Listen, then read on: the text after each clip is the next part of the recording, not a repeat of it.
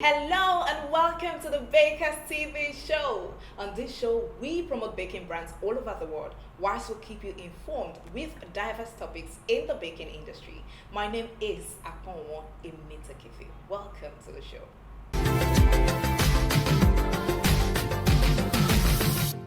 Our guest today is Dorcas Okobi. She is the CEO of Infusion Cakes. And so today we shall be discussing common cake baking problems and why they occur. We know there are quite a lot of, problems that happen whilst, people are baking.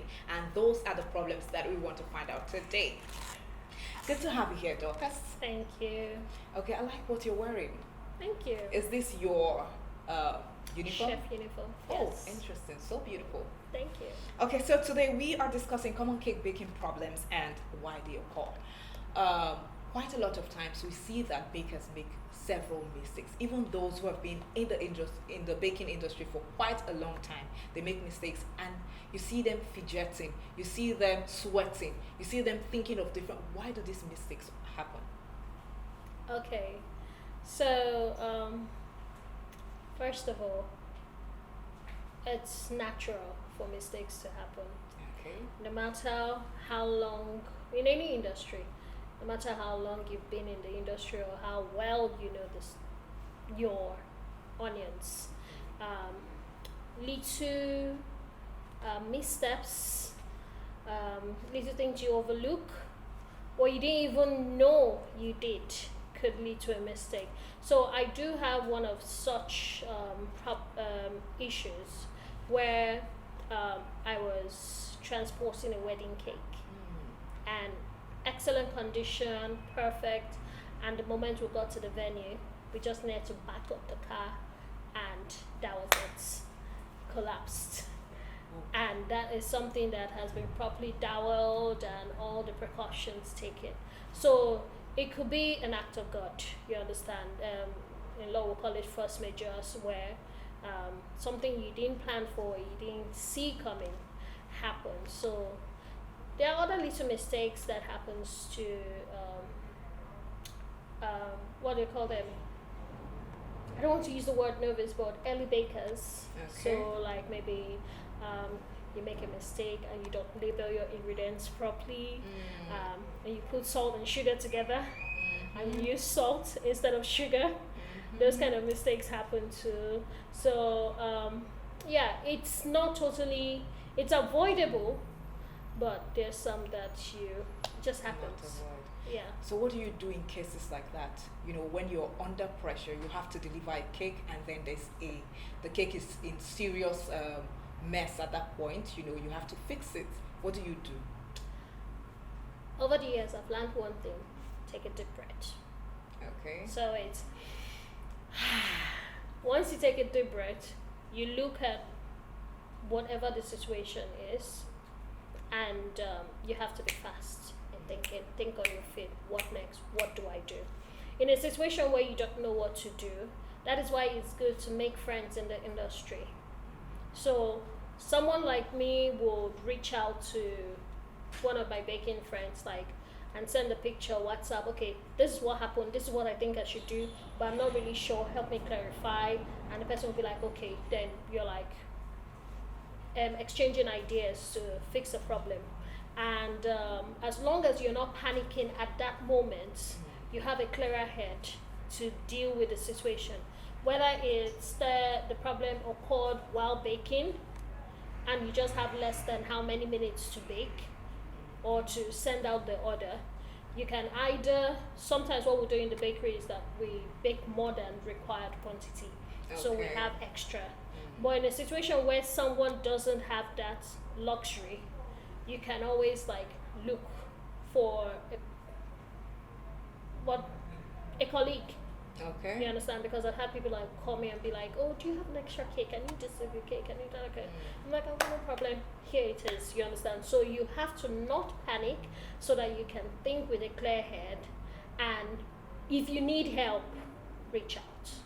Though you should have someone, or there'll be someone, even though you don't know them. I've had a situation where someone told me to sculpt her husband barbecuing a cake, and I was like, and I don't say no to challenges.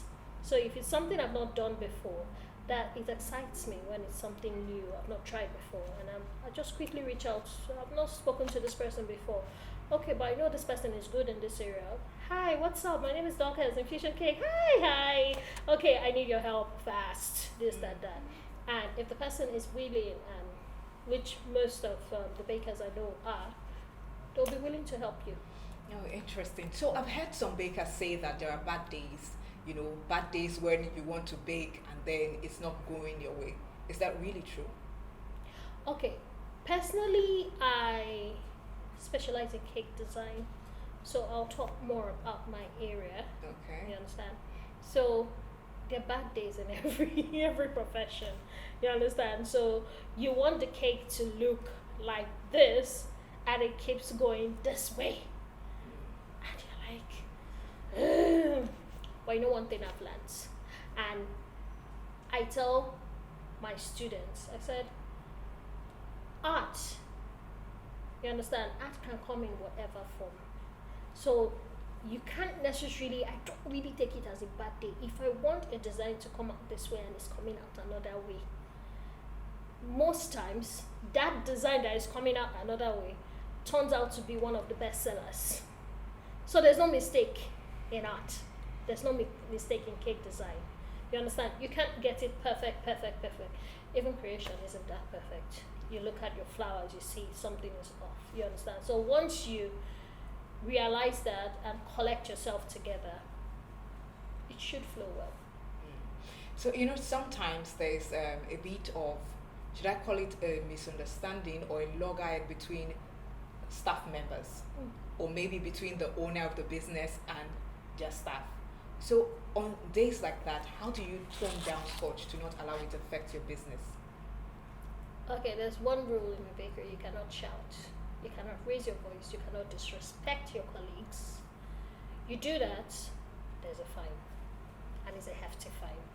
So most times when my staff think about the fine, they retract and put themselves together. You can go outside and do all that, but not in the premises.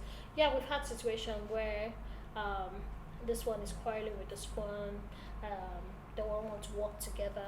I'm like, see, that's where you have to be the mediator. You understand? You have to be matured about it. You can't say, oh, I'm a boss, I'm too big for this, I cannot see to.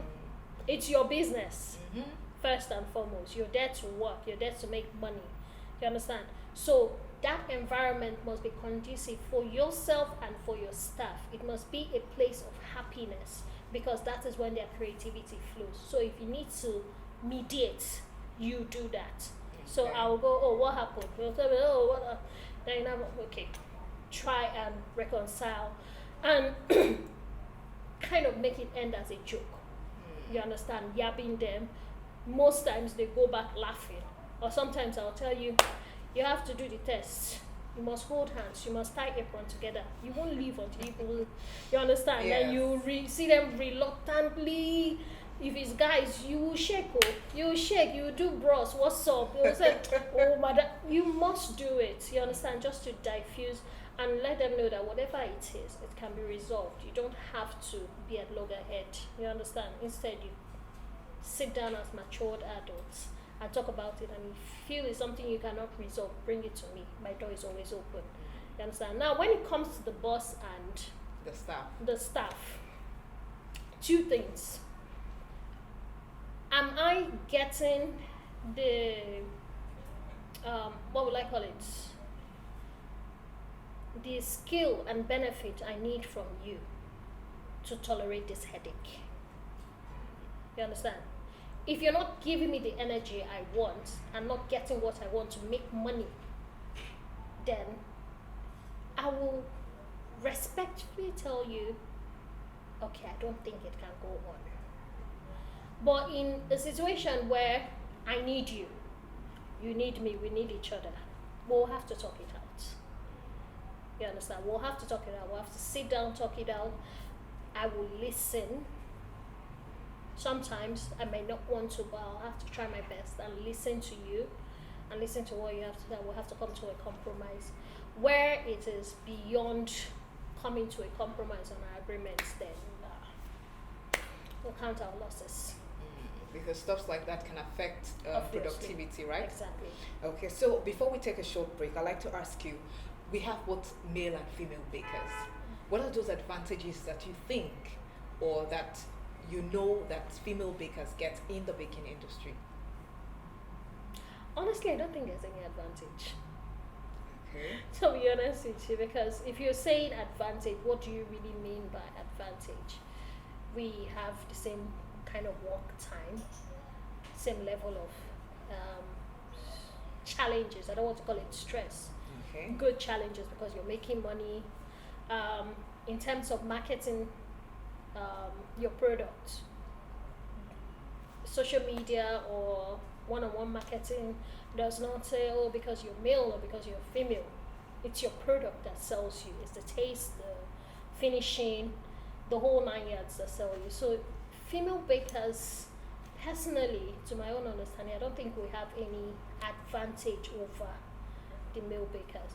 Maybe if you want to add strengths, yes, Okay. we do need some male bakers in the bakery to like carry hefty stuff, you understand? Okay. But I don't see that physical strength as an advantage when it comes to baking. All right, thank you so much, Dorcas. Thank We'll be you. right back after the short break to take more questions.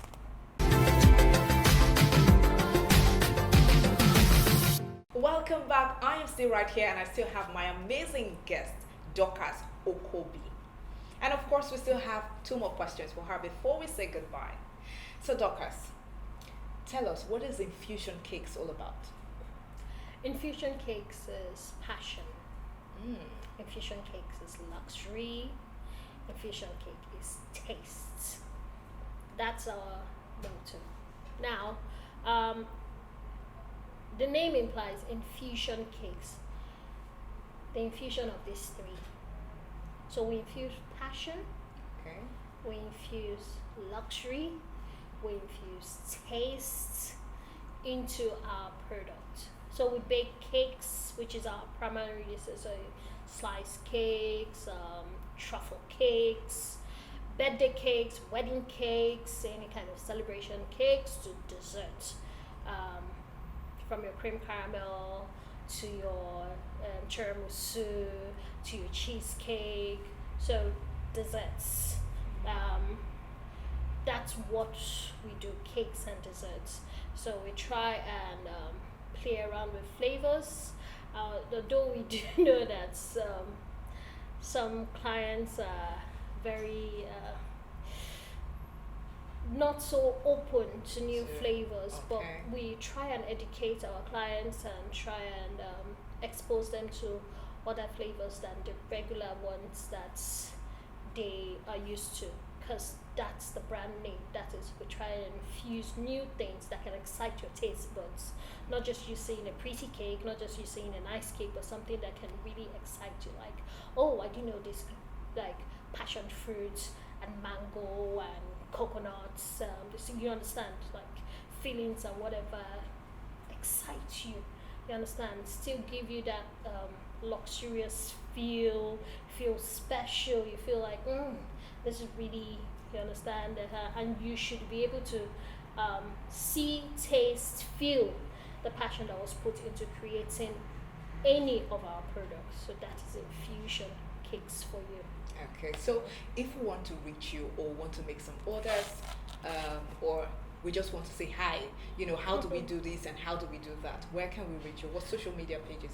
We're more active on our Instagram page, which is at Infusion Cakes NG. At Infusion Cakes NG. Okay. So we're very this and that, so you can send it to the DM.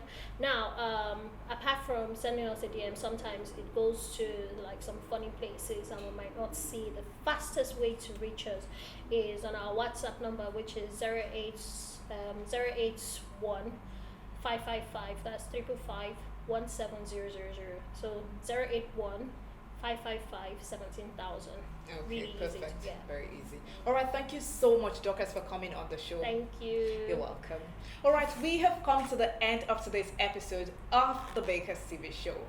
And it's about time we say goodbye, but we want you to follow us on all our social media platforms at the Bakers TV show on Facebook, Instagram, and YouTube. My name is Aponwa Imitekefe. Bye for now.